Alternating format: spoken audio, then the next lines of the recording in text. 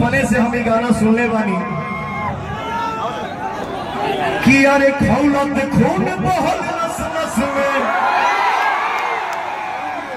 खौलत खून बहल नस नस में, हा देखी के गुलामी। अरे खौलत खून बहल नस नस में, हा देखी के गुलामी।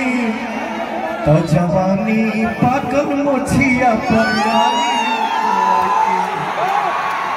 तो जवानी पाकल मोछिया पर। बोल जा भैया।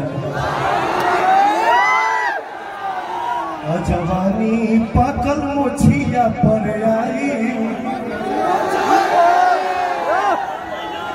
तो भैया हो, अरे भाई हमारा लव यू। देखिए इस सभा में हमार भाई, बड़ भाई, छोट भाई, मित्र, संगतिया, आजी, बाबा, चाची, फुआ, हमार माई बहन, यही में से बोला तारी जा कि युवा जन साथ हमारे पावर स्टार के, युवा जन साथ हमारे पावर स्टार के एनडीए के वोट ली है खूब ललकार की। तो इसके बाद यही सभा में से हमारे को भाई चिल्लाई ना कि हई बोलता बिहार,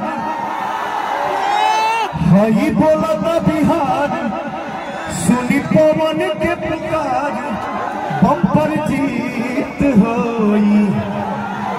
हई बोलता बिहार, सुनी पवन के पुकार, बम्पर जीत होई। काहे भैया हमरा बोले के पड़ी हो, केकरा हाथ